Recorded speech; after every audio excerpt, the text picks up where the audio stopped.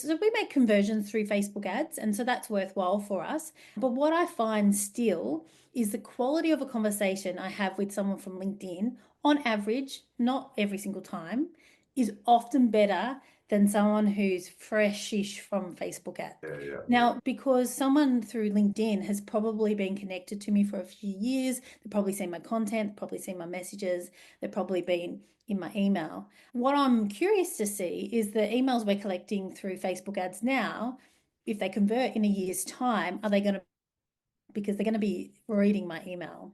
So I think that's really, interesting.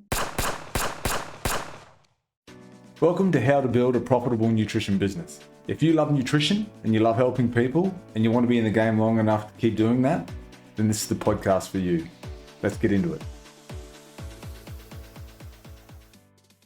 Today's guest is someone who well and truly walks the talk. Carmen Williams left a very comfortable healthcare job and put it all on the line to start her own business. She grew her business to over $2 million in revenue, and she did this mostly through LinkedIn and email marketing. And today she's going to share all of her expertise to help you. Let's get into it.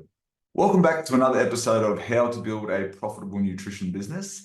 Today, I've got an amazing guest who I'm really excited to talk to because this is a guest who is an expert when it comes to LinkedIn marketing and email marketing. Now, marketing for health professionals traditionally might be a bit of a dirty word because we don't see it as our sphere because we're in the health game and we're here to help people. But the reality is, if you're not good at marketing, you can't provide the service to have the impact for your clients. And so today I'd like to introduce you to Carmen Williams from Global Teams. How are you, Carmen? Great, Chris. I'm excited to have a chat today. Yes. So we were just having a bit of a chat like I do with all guests beforehand, and we were talking about your background. So we might start with that just to give our listeners a bit of an idea of where you've come from and how you've landed where you are currently. Yeah, it's a bit of a roundabout story, but I started my life as a scientist. I did my honors in fetal lung development, and I decided that I found the lab a little bit boring. Like, I love learning about science, but doing it was another thing. So then I applied for all sorts of jobs, and I landed a job in a large healthcare organization. And I knew nothing, but within 3 months, I was implementing an enterprise-wide project. So I stayed there for 10 years doing all sorts of fun things, implementing projects, strategic planning, risk management, accreditation, all that fun stuff, until I just walked into work one day and decided to start a business. Wow. Yeah, right. And that business has been quite successful. You grew to a fairly decent, well, turning over 2 million a year. Is that where you're at Yeah, so currently? obviously there was lots of ups and downs, and I mistakenly believed, Chris, that I'd step out of my job and the clients would just come and find me. Apparently that doesn't happen. No, it's funny that, isn't it? So, Carmen, like your business now, Global Teams, give like our listeners a bit of an insight into what you guys do. Yeah, so we've got a team of about 125 team members that are based in the Philippines and South Africa, and they support business owners, mainly in Australia, with administration, LinkedIn marketing support, email marketing support, account management, bookkeeping, all sorts of stuff to free the business owner up so you can work on your business and not do all the doing in your business. And the reason we started this was because my business partner and I, we love having ideas, but we don't really like doing the doing. So I don't know if anyone out there relates to that or not. Yes, 100%. I'm good at ideas, not so good at execution. Look, Yeah. I'll share a little bit of our experience. When we had our dietitian business, we Mm, employed VAs who mm. fortunately are still with us. When we sold our business, we kept our VAs because they're so amazing. Now, Yeah. initially, Stace come to me with the idea of VAs, and I was like, I just wasn't comfortable with it. I was like, oh no, look, I think we should employ in Australia and everything else. But the reality is, we could, like in dietetics, it's such Mm. an admin heavy profession. There was Yes. so much admin work, and Stace rightly again said, if we hire some VAs, we will then be able to grow and employ more people locally, which is exactly what happened. Like it Yeah. was such a huge part. We employed some VAs. They were earning great money by Philippine standards. It's not like we were ripping anyone off, which is deep down what I was thinking, which is Yeah, in sure. reality was nothing like the case. And then we were able to get a lot of the work done at an affordable rate, which then allowed us to employ more people. And we grew to a team of 18 people in a very short period of time. Yeah, I cannot stress highly enough, if particularly for dietitians, you're working head down, bum up, doing all that admin work yourself. Put a value on your time and look into this space. Yeah, I just discovered really early on. I hired a virtual assistant before I could afford it, like pre-revenue. Don't recommend that to everyone, but live on the wild side. And I just knew that I needed support with the doing around the marketing so that I could just have more conversations with people. I'm like, I cannot grow this business if I'm doing that detail. I'm also the place where on social media they say you have to be consistent. I'm a place consistency goes to die. If you tell me to spend 5 minutes a day doing something, I'm going to tell you where to go. But I'm just like in and then I'm out, and my virtual assistants keep the rhythm going. Yeah. So good. And I actually am not getting you on today to talk about virtual assistants, but we're here, so I'll just keep talking. The thing with VAs that we found as well, and again, this is all Stace, is it's about them training them up, isn't it? Like Oh, for it's sure. a lot of people like that we've talked to, friends, colleagues that think they can just get a VA in and then just automatically wipe their hands of the jobs. But hence why we've kept our VAs. They're so amazing. We've kept them for a long period of time. They're now quite highly skilled, and that's through the effort that my wife has put into their training and everything. And it does get you in a position where you can then offload a lot of the work and to be honest, they're 10 times better at it than us anyway. Like the social media creation and the video editing and things that we would spend hours doing, they do so much better. Yeah, for sure. And I'm happy to have a chat perhaps another time about how to delegate, what a virtual assistant can do, how to make it work, how not to stuff it up, and all those things, because it's a bit of a science and an art form, I must say, Chris. Yes. Okay. Well, that's another episode in itself. Okay. So the reason we're actually talking today is not about VAs. It's about Yeah. LinkedIn marketing and email marketing because these are Mm. two tools that help blow up your business to a $2 million a year revenue business. Tell me about LinkedIn. It's a platform that I love. Like for me with Mealzee, then a lot of my audience or target market are on LinkedIn. It's a different feel to Facebook and Instagram. But and I've got a lot of connections. It's quite good, but tell me what I'm missing. What do I need to know about LinkedIn to help me grow my business? Yeah. LinkedIn was the place that I grew my business initially when I walked out of work that one day and knew nothing.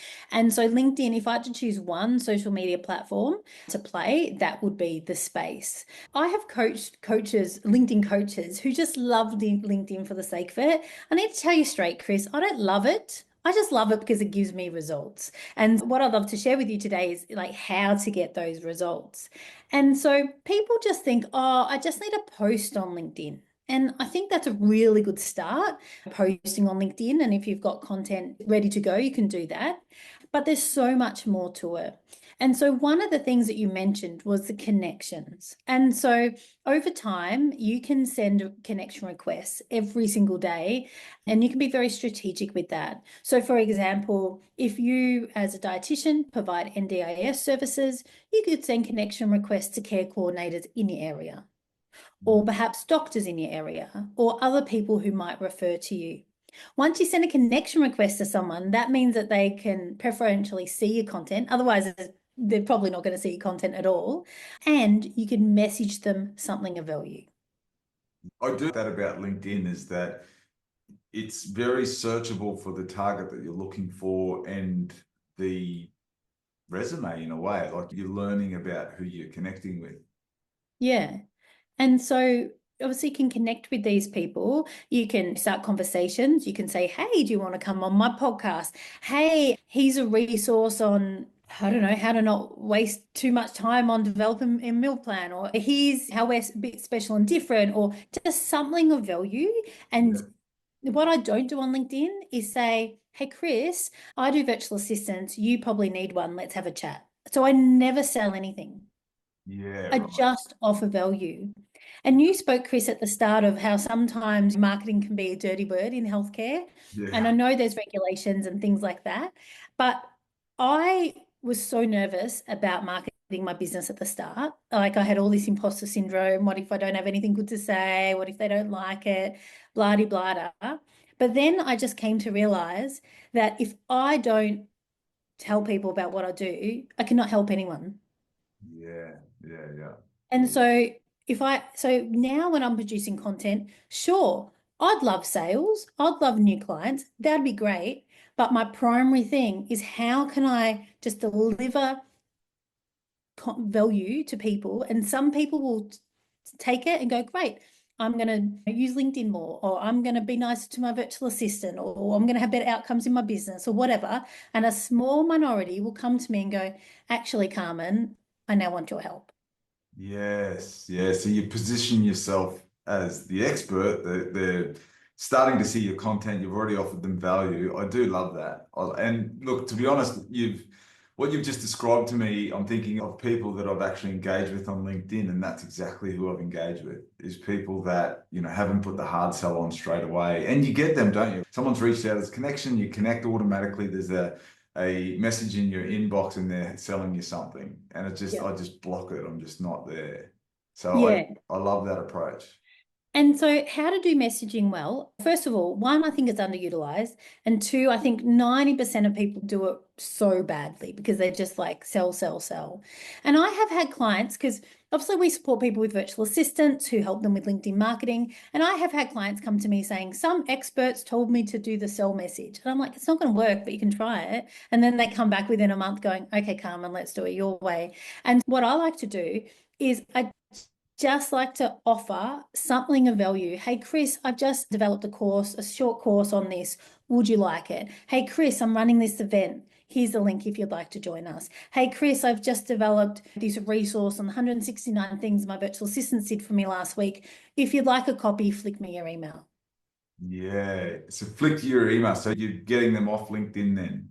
Yes. And so that's the critical thing. Obviously, the aim of any social media is to get them off social media and into your database. Yeah. So Stace is in Facebook marketing. She says that all Yeah. the time. So you say the same for LinkedIn then as well, is to get them off so Yeah. you own that contact.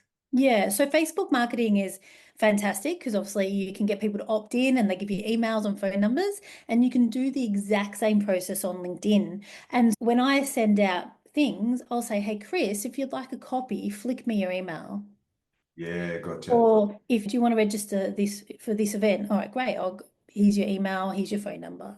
And so then when we send out like messages, we'll have people go, here you go, Carmen, here's my email. And then I get to email them and I get to message them on LinkedIn and they're going to see my targeting, my content on LinkedIn. So it's manual targeting. On Facebook ads, you can send audience stuff to like what I call like the fresh meat audience, and then you can retarget people.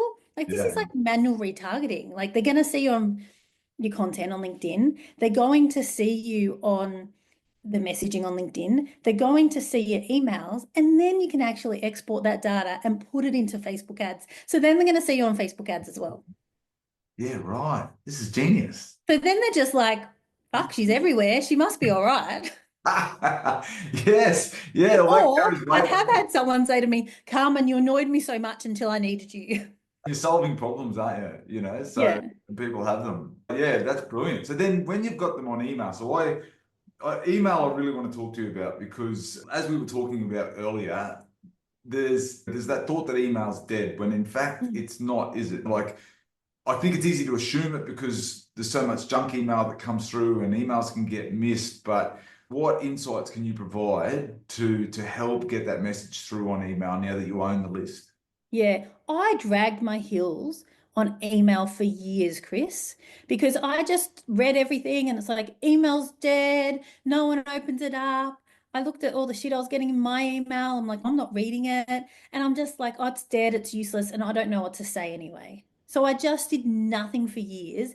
And it was a complete, like, I just wish I could turn the clock back and redo it again. Because what I found was my content that I was posting on LinkedIn was storytelling content. So I'll tell a story of a client who came to me thinking they wanted this, but then we worked out that they wanted this. So you need to scope your rollout when you're finding a virtual assistant, blah, blah, blah, blah, whatever. I'll tell stories.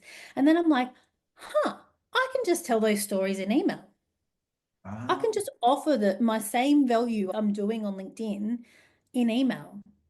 Like an email, obviously, some of our emails are longer, but most of our emails are like 300 words, which is similar to what you do in a LinkedIn post. And yeah. I'm just like, wow. So I started sending them out. And then I had people write back to me going, oh, that was great, Carmen. Or I would have a sales conversation. and they'd just be even warmer than they were in the past because they're like, oh, I know that you're going to ask this because I read an email saying that's what you do in a sales conversation. Yeah, right. Oh, I know that you're going to tell me I can't get a unicorn virtual assistant because I read an email about that. And I'm Yeah. just like, wow. And so now we get, I think it's about 25,000 emails opened a month. And I'm just like, I wish I'd started this sooner, Chris. So how 25? So what's your open rate? Like, Yeah, so our open rate, it's reduced a little bit. So it was actually 50. And I'm like, oh my goodness, we're so good, blah, blah, blah. I think it's about 42 at the moment because I think, I don't know, as the list gets bigger or whatever. But yeah, so 42. So 42 would still be above industry standard though, wouldn't it? I What would, think so. Yeah. And obviously not everyone's cup of tea. It does hurt when you get unsubscribed. And I think that's one of the things that I really struggle with at the start. Like I'm sending out like my heart and my soul and then people like unsubscribe. And yeah. I'm just like, oh, but not everyone's cup of tea. And you know what I love, Chris, is when someone unsubscribes, but then they come back to me through LinkedIn or Facebook ads or one of those other things and resubscribe. I'm like, ah, wasn't that bad after all, Yeah, was I? yeah.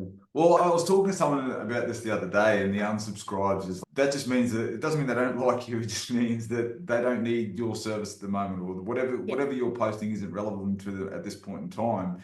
And Yeah. I get where they're coming from because our inboxes are so congested with junk and everything that sometimes cleaning it out is important. But then, and I'm the same. I've had them then come back, and Yeah. it's interesting. Like you can't look into the unsubscribes too much and take it to heart. No, it's a bit hard at the start. Now I don't. Now I just look at the numbers. I don't look at the people. But at the start, like I knew most of the people on my list. Yeah. Like they'd been to an event or now we've diversified. Now I don't know who most people are. But at the start, I'm like, oh, they unsubscribed. So you've built that list primarily from LinkedIn. LinkedIn and also Facebook ads now as well.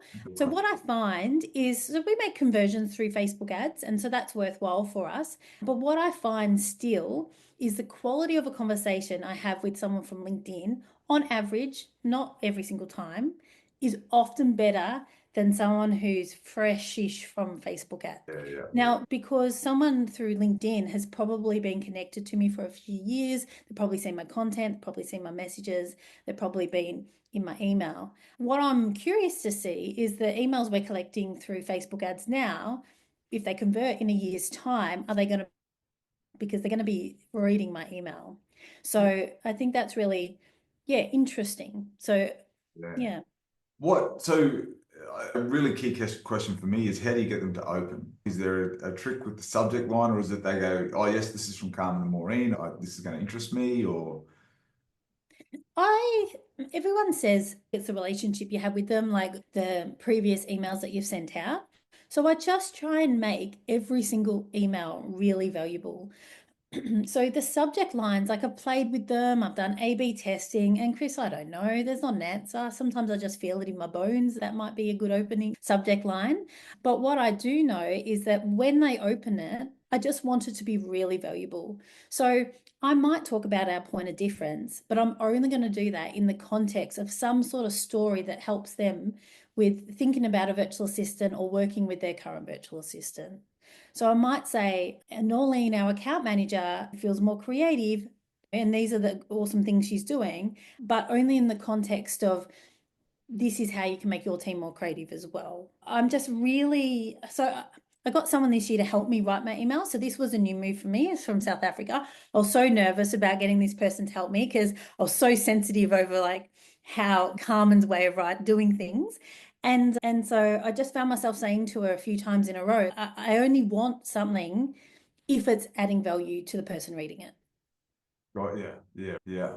So that's I like that because I'm thinking the emails that I like when I'm typing an email, I try to think about what would I read, what would I open, and Hmm. I may not relate to everyone, but you're looking for value, aren't you? You're looking for how's this going to improve my life. Yeah. So, for example, I've got people on my email list who have got big virtual assistant teams themselves. They are never going to get a virtual assistant through me, ever. Yeah, But I'm adding value to them. And then one of those people referred to me the other day.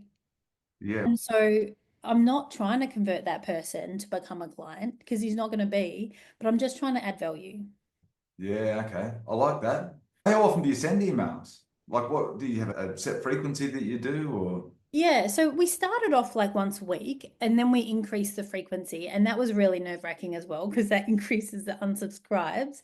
And so it's most days now that we send an email. Yeah. So what I've done is that I've got this system whereby we send out 3 new emails a week. So just say it's Monday, Wednesday, and Friday we send them. Yeah. And then I've got some emails that we've sent in the past that are like evergreen emails. And so they're in a nurture sequence. And so they just say they get sent out on Tuesdays and Thursdays and Saturdays, for example. Yeah. And so what that means is someone might get 6 emails from me in a week, but we're only sending out 3 new ones. It also means it gives me confidence that if I just stop writing emails, that there's this nurture sequence that goes for about a year now, that people will just receive emails from me. Right. So it goes Tuesday, Thursday, Saturday every week, and they're a different email 52 weeks of the year. Yeah. Yeah. Okay. Wow. Do you use any AI to help build out those emails?